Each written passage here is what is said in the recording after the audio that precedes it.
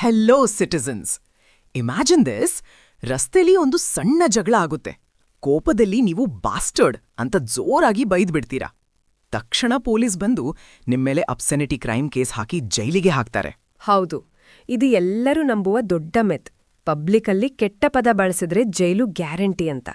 ಆದ್ರೆ supreme court ಈ Shivakumar versus state ಕೇಸ್ನಲ್ಲಿ ಅದನ್ನೇ ಸುಳ್ಳು ಮಾಡಿದೆ. ವೇಟ್, ಅಂದ್ರೆ ರಸ್ತೆಲಿ ಬೈಯೋದು ಲೀಗಲ್ ಅಂತನಾ? ಬೈಯೋದು ತಪ್ಪು, ಆದ್ರೆ ಅದು ಸೆಕ್ಷನ್ 294B IPC ಅಡಿ ಅಸ್ಸೆನಿಟಿ ಅಥವಾ ಅಶ್ಲೀಲತೆ ಅಲ್ಲ ಅಂತ ಕೋರ್ಟ್ ಹೇಳಿದೆ. ಈ ಕೇಸ್ನ ಹಿನ್ನೆಲೆ ಕೇಳಿದ್ರೆ ಒಂದು ಸಣ್ಣ ಜಗಳ ಹೇಗೆ ಜೀವ ತೆಗೆಯುತ್ತೆ ಅಂತ ನಿಮಗೆ ಅರ್ಥ ಆಗತ್ತೆ. ಏನಾಯ್ತು ಆ ಕೇಸಲ್ಲಿ? I need to know. ಇದೊಂದು ಫ್ಯಾಮಿಲಿ ಜಾಗದ ಗಲಾಟೆ. ಮೃತನ ಹೆಸರು ಕಲಿಯಮೂರ್ತಿ. ಆತನ ಸಂಬಂಧಿಗಳೇ ಆದ ಸೆಂಥಿಲ್ ಮತ್ತು ಶಿವಕುಮಾರ್ ಎದುರಾಳಿಗಳು.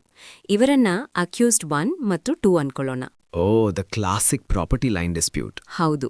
ಸೆಪ್ಟೆಂಬರ್ 2014 ಆ ವಿವಾದಿತ ಜಾಗದಲ್ಲಿ ಕಲಿಯಮೂರ್ತಿ ಬೇಲಿ ಹಾಕೋಕೆ ಶುರು ಮಾಡ್ತಾನೆ.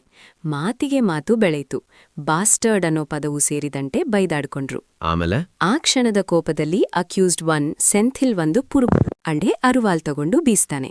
ಅದು ಕಲಿಯಮೂರ್ತಿ ಅಣ್ಣನಿಗೆ ತಾಗುತ್ತೆ. ಮೈ ಗಾಡ್. ಅಷ್ಟಕ್ಕೆ ಮುಗಿಯಲಿಲ್ಲ. ಆ ಗದ್ದಲದಲ್ಲಿ ಅಕ್ಯೂಸ್ಡ್ 2 ಶಿವಕುಮಾರ್ ಅಲ್ಲೇ ಬಿದ್ದಿದ್ದ ಒಂದು ಮರದ ದಿಮ್ಮಿ ಎತ್ತುಕೊಂಡು ಕಲಿಯಮೂರ್ತಿ ತಲೆಗೆ ಹೊಡಿತಾನೆ. ಸ್ಕಲ್ ಫ್ರಾಕ್ಚರ್ ಆಗಿ ಆತ ಆಸ್ಪತ್ರೆಯಲ್ಲಿ ಸಾಯ್ತಾನೆ. ಒಂದು ಸಣ್ಣ ಜಾಗದ ಗಲಾಟೆ ಕೊಲೆಯಲ್ಲಿ ಅಂತ್ಯವಾಯಿತು. ದಾರುಣ. ಆಮೇಲೆ ಹೈಕೋರ್ಟ್ ಏನ್ ಮಾಡ್ತು? ಹೈಕೋರ್ಟ್ ಇಡೀ ಕೇಸನ್ನೇ ಎಸ್ಕಲೇಟ್ ಮಾಡ್ತು. ಬೈದಿದ್ದಕ್ಕೆ ಸೆಕ್ಷನ್ 294B ಹಾಕಿತು. ಜೊತೆಗೆ ಸೆಕ್ಷನ್ 34 ಕಾಮನ್ ಇಂಟೆನ್ಷನ್ ಬಳಸಿ ಇಬ್ಬರ ಮೇಲೂ ಕಲ್ಪಬಲ್ ಹಾಮಿಸೈಡ್ ಚಾರ್ಜ್ ಮಾಡ್ತು. ಹೋಲ್ಡ್ ಆನ್, ಹೊಡೆದಿದ್ದು ಅಕ್ಯೂಸ್ಡ್ 2 ಅಲ್ವಾ? ಅಕ್ಯೂಸ್ಡ್ 1 ಮೇಲೂ ಯಾಕೆ ಮಾಡೋ ಚಾರ್ಜ್ ಬಂತು? That sounds unfair. ಅದೇ ಸೆಕ್ಷನ್ 34 IPC. ಹೈಕೋರ್ಟ್ ಪ್ರಕಾರ ಇಬ್ರೂ ಒಟ್ಟಿಗೆ ಜಗಳ ಮಾಡ್ತಿದ್ರು, ಸೊ ಇಬ್ರಿಗೂ ಸಾಯಿಸೋ ಶೇರ್ಡ್ ಇಂಟೆನ್ಷನ್ ಇತ್ತು ಅಂತ. ಸುಮ್ನೆ ಒಂದೇ ಜಗಳದಲ್ಲಿದ್ದ ಮಾತ್ರಕ್ಕೆ ಇನ್ನೊಬ್ಬ ಮಾಡಿದ್ದಕ್ಕೂ ನಾನೇ ಜವಾಬ್ದಾರ್ನಾ? ಎಕ್ಸಾಕ್ಟ್ಲಿ. ಸುಪ್ರೀಂ ಕೋರ್ಟ್ ಕೇಳಿದ್ದು ಇದನ್ನೇ.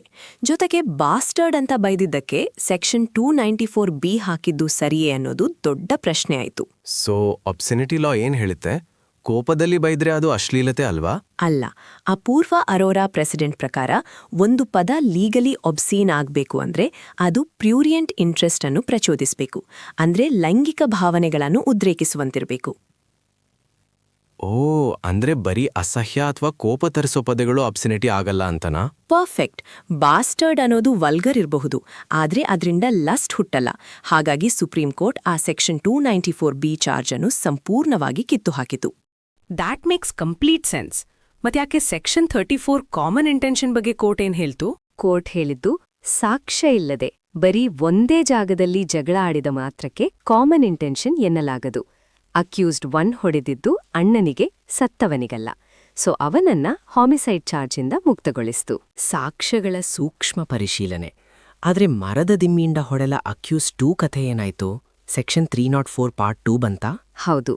ಅಕ್ಯೂಸ್ಡ್ 2 ಪರ ವಕೀಲರು ಇದು ಸಡನ್ ಫೈಟ್, ಪ್ಲಾನ್ ಮಾಡಿರ್ಲಿಲ್ಲ, ದಿಮ್ಮಿ ಅಲ್ಲೇ ಸಿಕ್ಕಿದ್ದು ಅಂತ ವಾದಿಸಿದ್ರು. ನಿಜ ತಾನೆ? ತಲೆಗೆ ಹೊಡೆದಿದ್ದು ಕೋಪದಲ್ಲಿ, ಕೊಲೆ ಮಾಡೋ ಉದ್ದೇಶದಿಂದ ಅಲ್ಲ ಅಂತ. ಉದ್ದೇಶ ಇರ್ಲಿಲ್ಲ ನಿಜ, ಆದರೆ ನಾಲೆಜ್ ಇತ್ತು. ಒಂದು ಭಾರವಾದ ಮರದ ದಿಮ್ಮಿಯಿಂದ ಮನುಷ್ಯನ ತಲೆಗೆ ಬಲವಾಗಿ ಹೊಡೆದರೆ ಸಾವು ನಿಶ್ಚಿತ ಅನ್ನೋ ನಾಲೆಜ್ ಯಾವುದೇ ಸಾಮಾನ್ಯ ಮನುಷ್ಯನಿಗೆ ಇರುತ್ತೆ ಅಂತ ಕೋರ್ಟ್ ಖಡಕ್ಕಾಗಿ ಹೇಳ್ತು. So heat of the moment ಅಂತ ಹೇಳಿ ನೀವು ತಲೆಗೆ ಹೊಡೆದ್ರೆ ಎಸ್ಕೇಪ್ ಆಗೋಕೆ ಸಾಧ್ಯವಿಲ್ಲ? ಖಂಡಿತ ಇಲ್ಲ. ಸಡನ್ ಫೈಟ್ ಆಗಿದ್ರಿಂದ ಕೋರ್ಟ್ ಅಕ್ಯೂಸ್ಡ್ 2 ಶಿಕ್ಷೆಯನ್ನ 5 ವರ್ಷದಿಂದ 3 ವರ್ಷ ರಿಗರಸ್ ಇಂಪ್ರಿಸನ್ಮೆಂಟ್ಗೆ ಇಳಿಸ್ತು. ಆದ್ರೆ ಶಿಕ್ಷೆ ಗ್ಯಾರಂಟಿ. ಈ ಜಡ್ಜ್ಮೆಂಟ್ ಸಾಮಾನ್ಯ ಜನರಿಗೆ ಒಂದು ದೊಡ್ಡ ಪಾಠ. ರಸ್ತೆಯಲ್ಲಿ ಜಗಳ, ಒಂದು ಕ್ಷಣದ ಕೋಪ, ಕೈಗೆ ಸಿಕ್ಕಿದ್ದನ್ನು ಎತ್ತಿ ಹೊಡೆಯೋದು 3 ವರ್ಷ ಜೈಲು ಪಾಲು ಮಾಡ್ತು. ಹೌದು. ಲಾಯರ್ಸ್ ಮತ್ತು ಲಾ ಸ್ಟೂಡೆಂಟ್ಸ್ಗೆ ಇದೊಂದು ಟ್ಯಾಕ್ಟಿಕಲ್ ಅಸ್ತ್ರ.